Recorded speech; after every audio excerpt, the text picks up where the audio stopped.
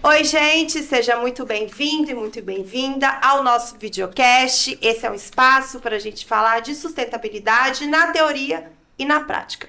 Eu sou Cecília Santos, jornalista, e aqui a gente já teve vários temas, foram vários episódios com assuntos diferentes para a gente falar o mais importante, que é possível produzir e conservar com muita sustentabilidade.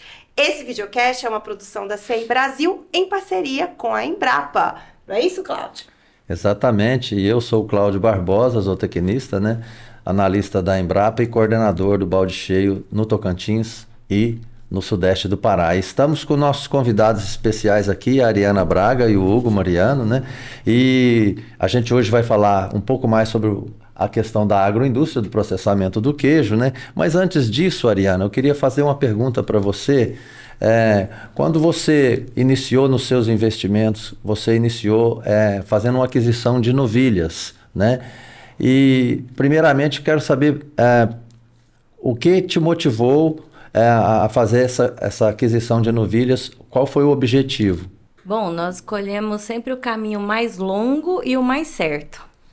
Então, a gente primeiro escolheu a raça Jersey, por conta dos sólidos no leite, que nos daria maior rendimento no queijo, que é o nosso objetivo final da produção. Ao escolher esses animais, nós observamos que na nossa região não tinha oferta desse gado para a gente ir comprando e fazendo pequenas aquisições ao longo do tempo. Então, em um debate muito longo com Júnior Colombo, com o Cláudio e com o veterinário Cláudio, nós compreendemos que seria melhor trazer esses animais de fora. Então, nós trouxemos 30 matrizes PO registradas da raça Jersey, porque futuramente também pode ser um mercado que a gente pode atender, que é o de venda de animais registrados. Deixa eu te interromper, né? Mas apesar de você já ter investido em solo, ter preparado forrageiras para o período da seca, né? É muito importante falar dessa questão, dessas opções suas, mas você acha que você escolheu talvez novilhas porque você já tinha comida suficiente para adquirir, se fossem vacas, o mesmo número de animais? Não, eu teria que adquirir pelo menos a metade, né? Da metade para trás. Então também foi uma opção da escolha. Porque a gente faz uma construção progressiva. Então a gente iniciou com uma pastagem que tinha uma oferta em quilos, que ao longo do tempo vai se melhorando conforme o manejo. Então, a gente precisava de um gado que também fosse melhorando e evoluindo conforme a fazenda fosse evoluindo. Para além disso, a gente tem o problema do manejo. Como a gente não é de tradição agropecuária na nossa família, a gente não sabia nem diferenciar novilha de vaca. Então, a gente também precisava ter um tempo para aprendizagem. Aprender, né? Perfeito. Então, nós compramos novilhas para a gente ter tempo de amadurecimento de manejo até esse rebanho amadurecer na produção. Exatamente, que geralmente elas vão atingir o pico de produção aí em torno da terceira cria, né? Terceira que lactação. É agora esse ano. Perfeito. Então, em 2020, a gente começou a pensar nisso. Aham. Em 2021, os animais chegaram e iniciamos o primeiro parto de 24 animais. Tivemos sucesso na adaptação. Então, nós trouxemos esses animais quando em Santa Catarina estava muito quente e aqui estava no início das chuvas.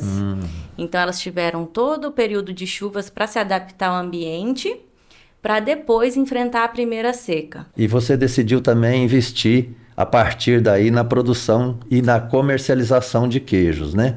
A partir do leite dessas primíparas aí.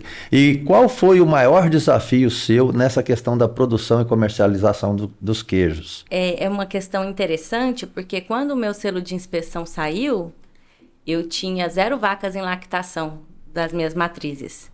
Olha. Então, eu primeiro organizei minha agroindústria para depois ter o leite, de forma que a partir do primeiro parto a gente já tivesse esse queijo fabricado de forma legal e comercializado legalmente.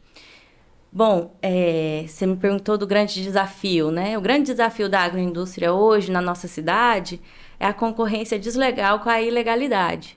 Então, a gente tem uma baixíssima fiscalização na venda desses produtos lácteos, que é um problema de saúde para a comunidade como um todo. E aí, o produtor que hoje tem o selo de inspeção, ele fica só com as despesas. Ele tem poucos benefícios. O leite clandestino e o queijo clandestino concorrem duramente com você. E aí o Exatamente. preço, né? O preço vai lá embaixo, só que a gente tem um custo muito maior, porque todos os nossos animais são testados para brucelose e tuberculose. Perfeito. A gente tem toda a estrutura da queijaria, a gente tem que fazer procedimentos bimestrais, como detetização, lavagem de caixa de água, análise de água, cloração dessa água. Então, a gente tem que fazer na fazenda o tratamento da água. Tudo isso nos agrega um custo muito alto. E lá na comercialização, a gente está na mesma vitrine com quem não tem nenhuma dessa obrigação. Não segue nenhum protocolo desse. Exatamente. Mas aí é a importância da diferenciação do produto, né? Então, por exemplo, Da conscientização do consumidor. Quando eu vou levar esse produto, né, para o mercado, ele já vai com o selo da Buritizal, que ela vem de uma propriedade que tem todo esse a gente cuidado com muito todo as esse nossas controle, redes né? Então, a sociais partir disso, justamente, é muito importante. Para Também assim, né? se apresentar como responsável por aquilo que a gente faz. Então, quem quiser seguir a gente, @Fazenda Buritizal, a gente mostra lá o nosso dia a dia. E também Os bastidores. podemos conversar lá no direct sobre a produção e qualquer dúvida que apareça aí durante o videocast. Garantindo um selo de qualidade, né? Ariana, e uma coisa que eu quero falar agora é o quê, né? A gente tá falando de pecuária, de agropecuária, de tudo, é uma fatia relevante, agora eu vou vir com dados, gente, vou até olhar minha colinha. Uma fatia relevante dos estabelecimentos agropecuários é dirigida por mulheres. 18,6% do total de mais de 5 milhões existentes no país. Esse dado é do Censo Agropecuário de 2017. Não sei se esse número, né, é alto, é baixo, talvez precisamos melhorar. Mas como é que é para você ser uma mulher que trabalha nesse setor, na pecuária? Tem muita resistência quando você começou a tocar a fazenda? Como que especificamente esse desafio? Quando eu mudei para a fazenda, começou grande parte dos problemas. Porque até então, os funcionários não sabiam que a fazenda era minha e eram contratados por mim. Eu sou a dona. Então, quando eu mudei e eu comecei a fazer a gestão da fazenda, houveram, inclusive, demissões por conta de eu ser mulher e eu estar na gerência da propriedade. Porém, isso também seleciona bastante. E a gente acaba dando oportunidades para outras mulheres entrarem também. Então, a gente já teve zootecnista, agrônomas, e o que a gente quer ver é um campo cheio de mulheres, porque, principalmente na pecuária de leite, o ser mulher é diferente. Porque a gente entende o ciclo da vaca, porque a gente também tem um ciclo. A gente compreende a dor da vaca, a gente tem mais sensibilidade. E a gente também tem um cuidado muito maior na recria e na cria dos bezerros, né? Porque a gente entende que aquele é um ser que precisa de muito mais cuidado, atenção. Aquela habilidade materna, exatamente. Né? Mesmo não sendo mãe, a gente acaba efetuando essa habilidade de outras formas. Mas a gente também tem uma grande habilidade na higiene. E o leite sem higiene não existe. Eu costumo dizer que o maior benefício do leite é ele ser limpo.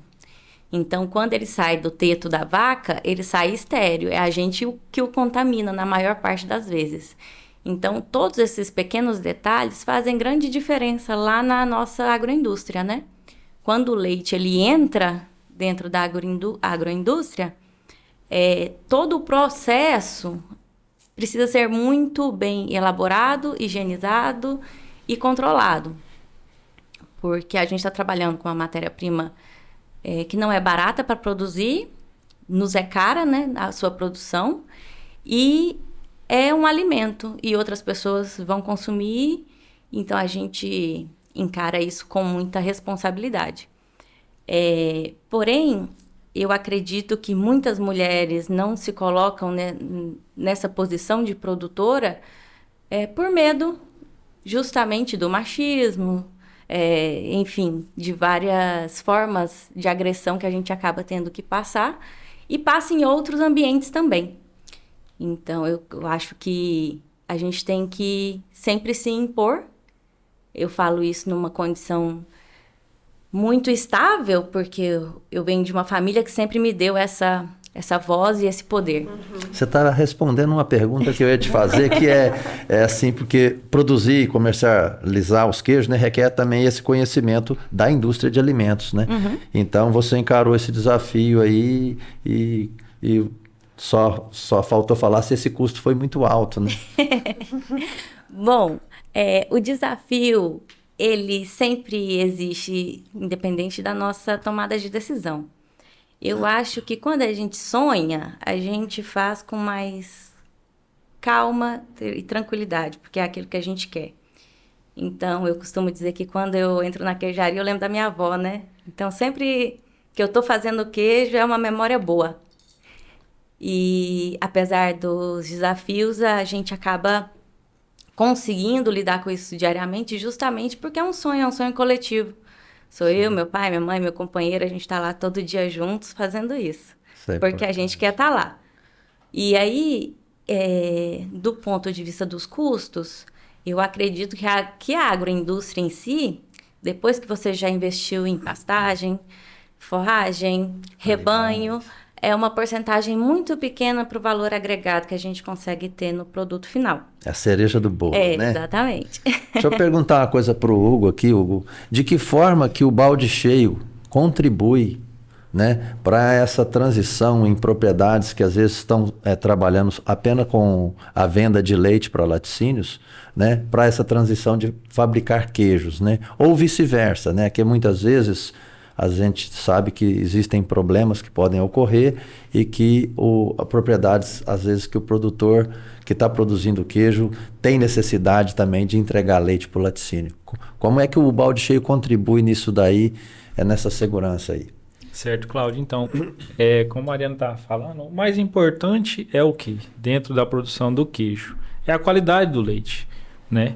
Então, a Embrapa, com o balde cheio, ela traz para o produtor as melhores maneiras, os melhores métodos, os métodos corretos, na verdade, né, que a gente tem que falar isso, para que eu tenha um produto final de qualidade, para que aquele meu produto final, né, ele possa ser comercializado, né, industrializado, com segurança, seja, com segurança, justamente. Até mesmo porque uma das primeiras exigências é a questão do controle do Programa Nacional de Erradicação de brucelose e tuberculose, né? Fazer os... Justamente, faz e parte ela faz, já faz, né? Então já é um passo, né?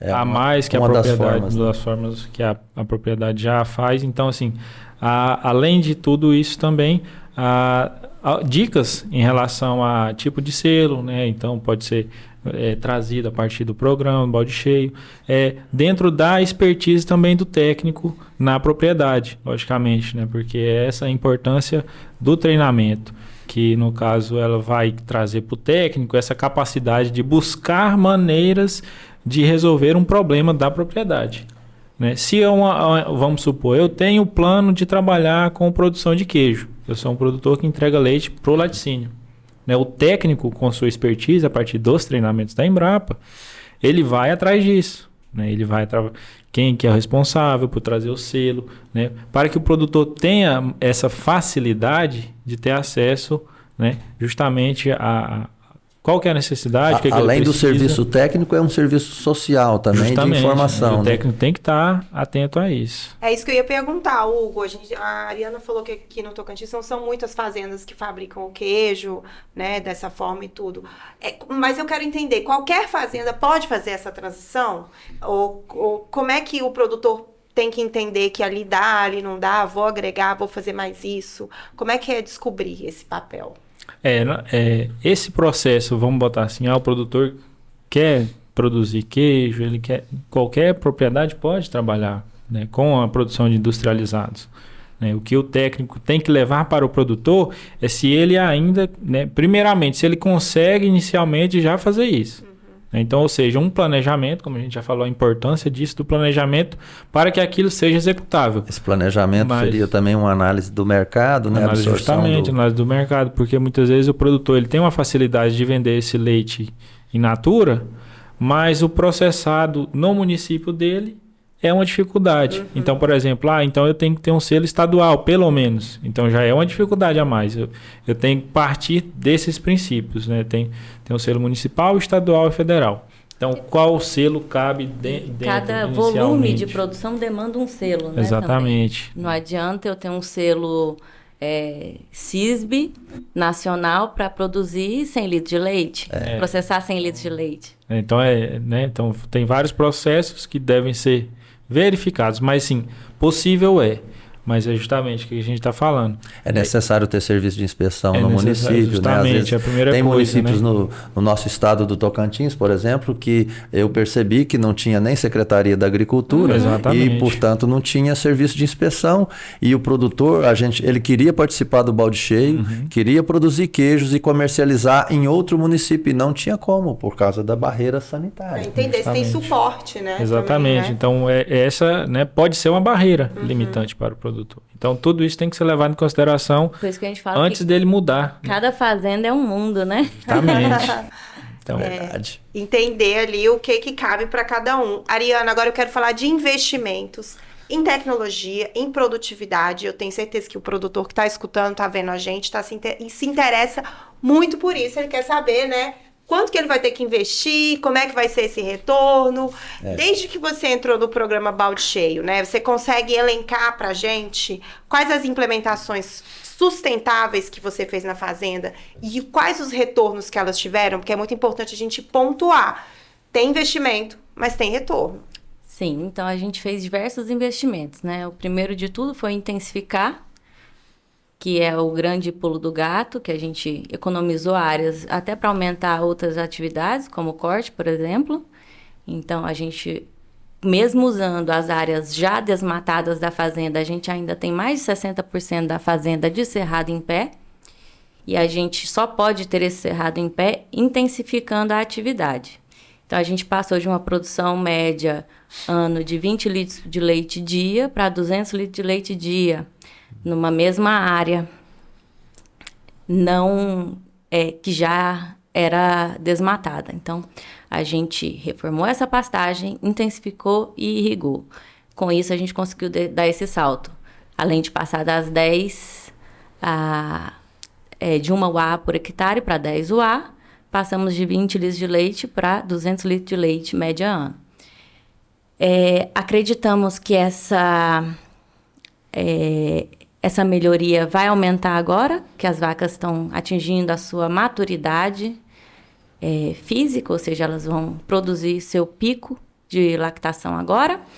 Então, eu acredito que a gente vai conseguir uma média ano aí agora, nessa terceira lactação, de aproximadamente 300 litros de leite dia, média ano. Quem sabe a gente alcança os 500, que é a nossa meta, né, Cláudia? Exatamente. E, para além disso, a gente tem outras pequenas tecnologias, como a utilização do biodigestor sertanejo, que foi uma implantação em conjunto com a Seagro, ou seja, todos os dejetos gerados no curral é biodigerido na caixa e nos fornece um gás de cozinha, que é o biogás, e o esterco, que é reutilizado na pastagem, o biofertilizante e o esterco. É uma tecnologia do ABC também, da agricultura de baixa emissão de carbono, né? O tratamento de resíduos, né? Evitar contaminantes. Temos também outras atividades paralelas, como a suinocultura, que a gente faz pontualmente para consumo, mas que consome os dejetos da queijaria, né? Ou seja, todos os rejeitos da queijaria também são aproveitados na propriedade.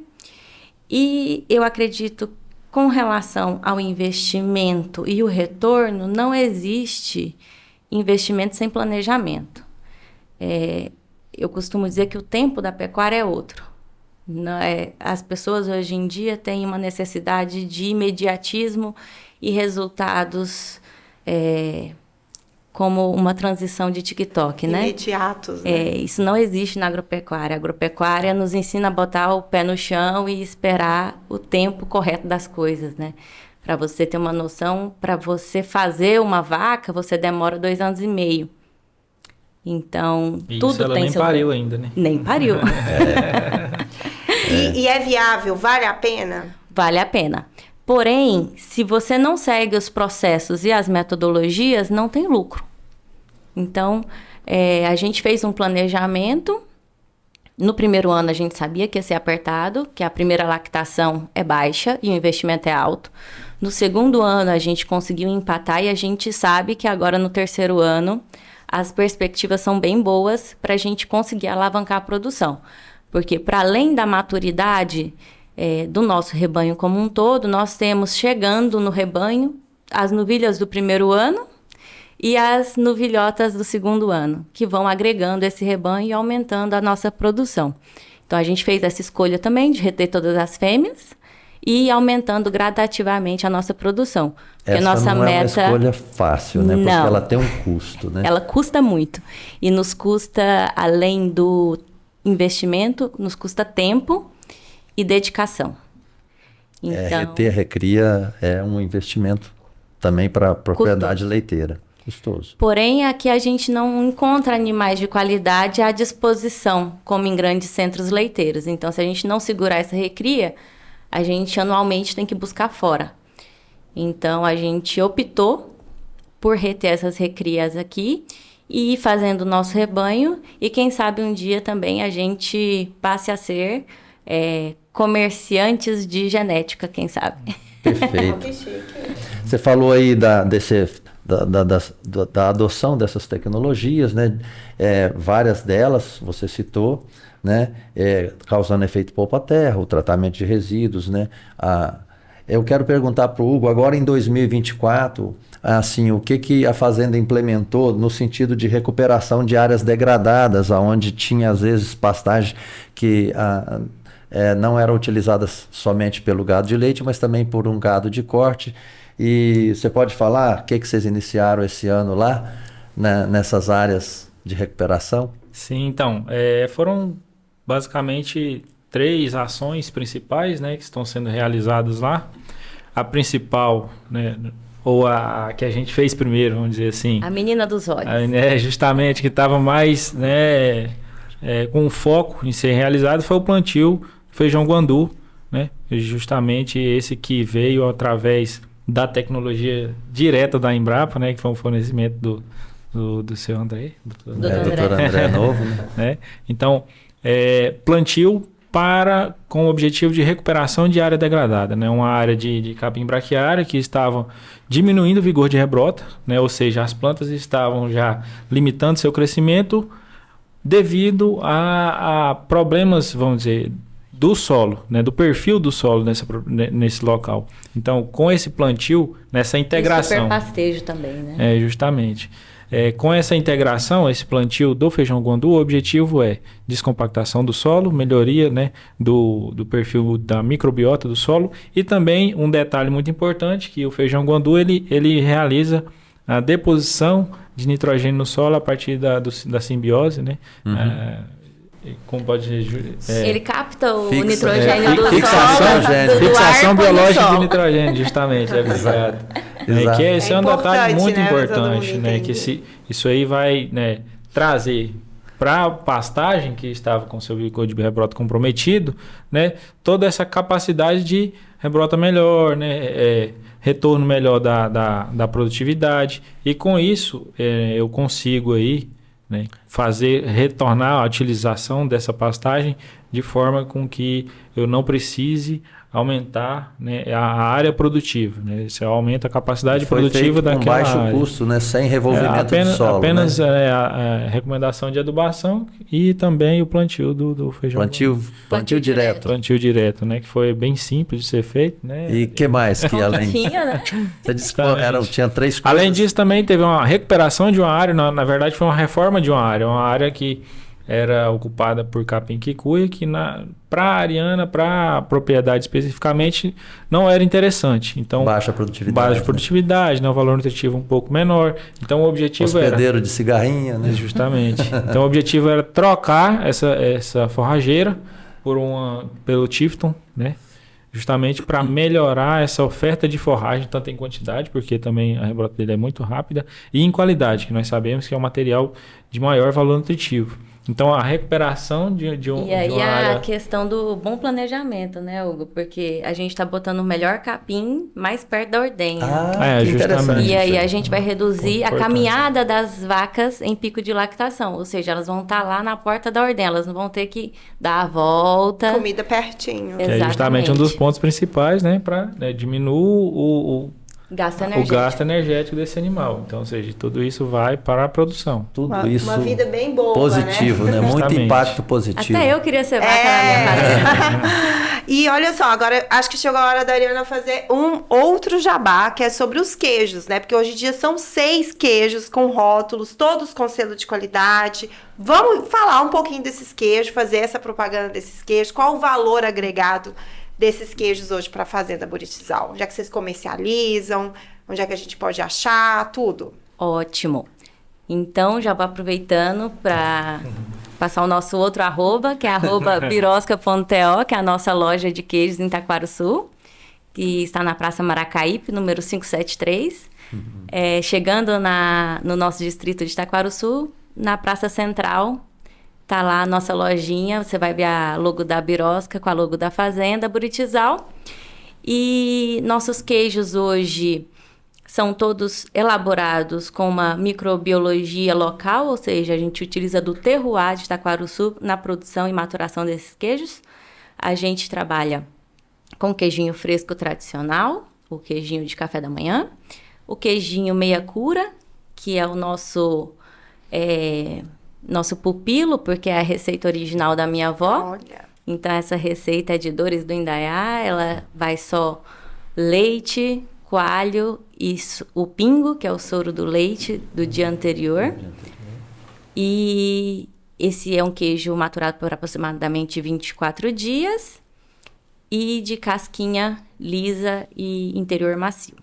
Temos o nosso primeiro queijo autoral, que é o amarelinho da serra, que é um queijo meia cura, oleado com azeite de babaçu e buriti, então trazendo todas as características das nossas palmeiras regionais para o queijo. Então, ele é um queijo que tem um sabor, uma textura muito mais amanteigada por conta da introdução desses azeites.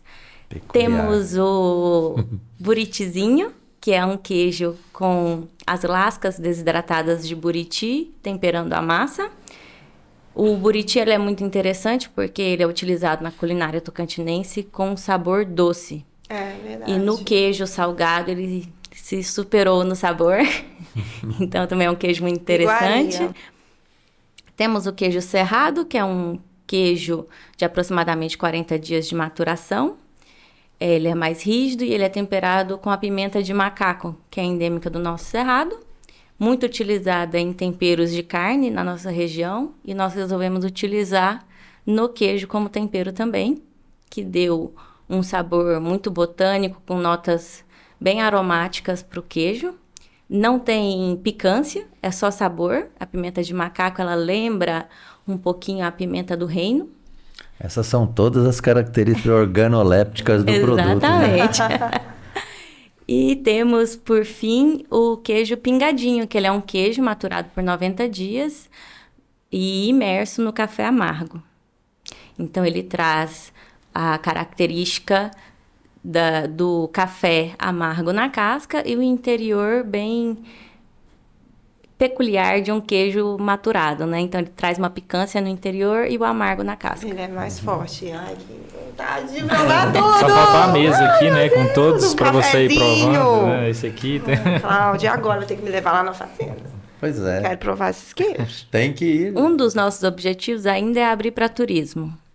Que Então, bacana. vamos receber... para o turismo de lá, conhecer como a queijaria funciona. Exatamente. Né? Tudo direitinho. Ter a noção do que a gente faz, porque muitas pessoas não sabem, né, do tamanho que é o trabalho para a produção de um produto tão comum na mesa de todo mundo, né? Vai dar Planos certo. para o futuro. Vai dar certo, né? A gente vai caminhando então para o final, né? A gente sabe que verticalizar a produção na propriedade não é uma tarefa fácil, né?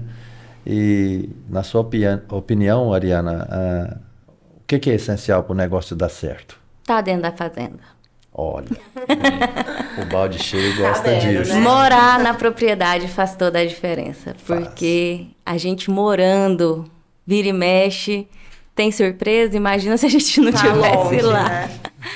Então, esse dia a dia, observando os animais, então hoje eu conheço cada uma das vacas, eu sei que alguma coisa está errado pelo jeito que a vaca me olha, Olha, então gente. a gente consegue antecipar problemas, né? A gente identifica a mastite infecção, então a gente observou, o animal está diferente, a gente já faz CMT, já entra ali com um paliativo homeopático, então a gente consegue manter uma qualidade de leite estando lá dia a dia dentro do curral, todos os dias, 365 dias por ano.